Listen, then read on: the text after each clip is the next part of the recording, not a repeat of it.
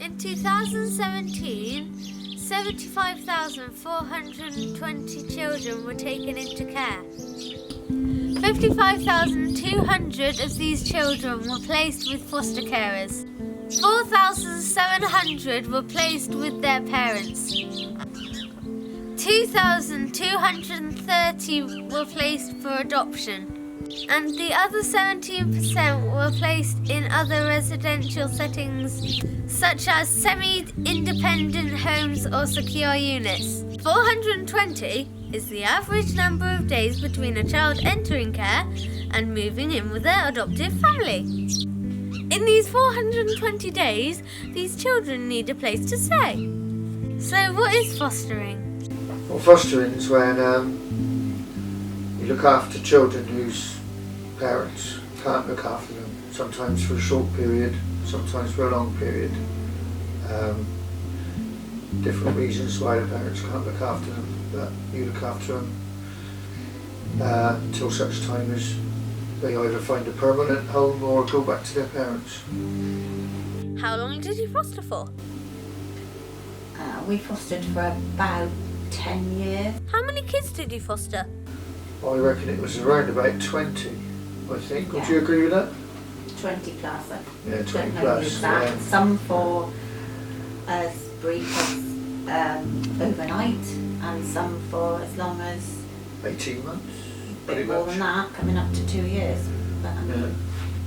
And everything in between, really. Why did you become a foster carer? Well, we always said we'd do something like that, didn't we, at some point, I think. Yeah. I was a teacher, and initially when I first trained, I worked with the Inner London Education Authority, which doesn't exist now, but I worked in Peckham on an enormous estate, which I later discovered is probably one of the worst estates in the whole of Europe at the time. And there were lots of children there who had lots of problems and needs, but most of them, their problems came from the fact that they just needed someone to take care of them. They needed someone to love them, someone to look after them and just be there for them, and lots of them didn't have that. And you know, I used to think, oh, I could just take these kids home and give them what they need, but at the time I couldn't. But I suppose eventually there came a time when we were able to do that. We had a home and A little boy of our own. and a family that we could share, and we were in a position to be able to, I suppose. Why did you stop fostering? Again, circumstances and everything changed. Well, we had 3 children of our own by then, and we didn't really have a spare room, and Yeah, it There was was- not by choice, really. that was the main reason they wanted to foster children to have their own bedroom, and we didn't have a spare bedroom at the The time. criteria changed that you had to be able to offer an extra bedroom, so you had to have one that was surplus to your needs, and really we didn't have that all the time, and I suppose we had 3 children to look after anyway, but I would have carried on had they not stopped us. So I suppose we finished because we had to rather than because we chose to. What was the assessment like? Long. Personal. I think it's shorter now, apparently. But You had to do silly role-playing games, which I didn't like. there was lots of different stages, sort of group training, which is where the silly games and the stuff came in, and the role play, which Mary hated.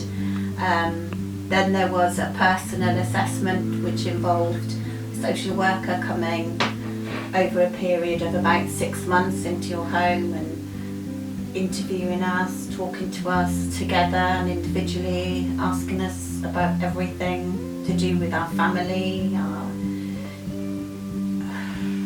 money, our lives, what we did, and sorts really. And then there was, we had to have references, several references, and then there was another, like a kind of interview panel thing at the end. So it was quite long. How did it affect your day-to-day life? It just became part of our day-to-day lives. I mean, there were things. You had 3 children to get ready in the mornings and a great big bus kite buggy thing, didn't you? It was about 10 foot long. To walk down to the school every day. Because part of what fostering is to be, for the children to experience family life. So we just kind of carried on, and it was whatever, you know, taking them to school, taking them to playgroups.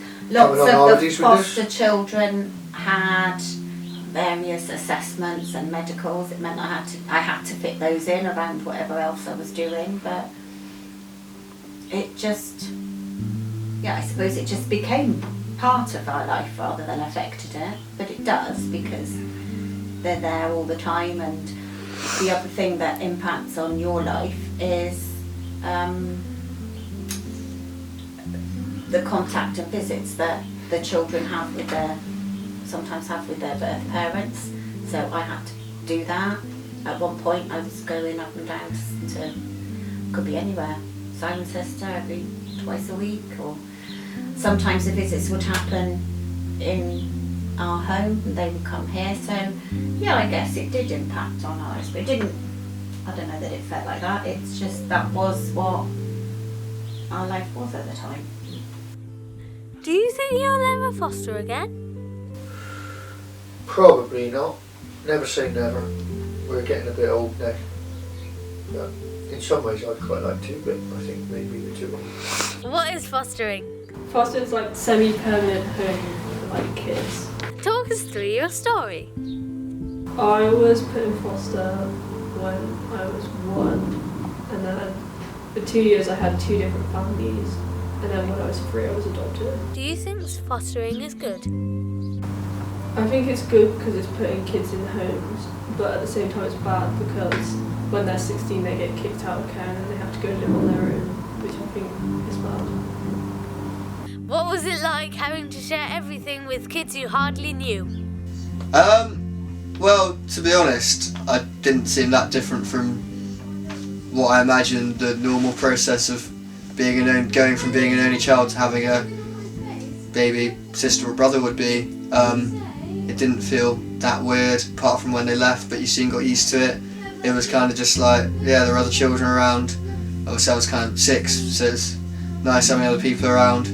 Sometimes they were a bit not brilliantly well behaved at first, or a bit not great at communicating, but given the sort of backgrounds and where they came from previously, that's sort of to be assumed. Obviously as a 6-year-old I wasn't really aware of the nuances, but it didn't seem that weird or unnatural. I mean, it probably helped that my parents explained the concept to me in a child-friendly way. I soon got used to it, and that was that really. Why do you think some people don't want to foster? I mean, potentially lots of reasons. They feel it might interfere with their sort of standard family plans. They're worried either that they're not up to it, or that that there might be some clashes between their own children and foster children, or that they might not be, like the children might be poorly behaved, or they might not be able to feel it. I think most of it would be more that certainly I wouldn't be sure if, say, 5-10 years time I was settled down. I'm not realistically sure I'd feel up to it, because it is quite a big social responsibility to take on the lives of these children who you kind of have, there is some sort of responsibility to improve them, but equally then I've seen the improvements that just living in a stable family can bring to these children, and very, very quickly. But to get back to it, I guess it's not feeling that, maybe not knowing that how, or not knowing about what it involves, so maybe thinking it's not normal, or worries it might interfere with their own family planning or their own children, and just not feeling up to the, worrying they'd mess it up, I guess.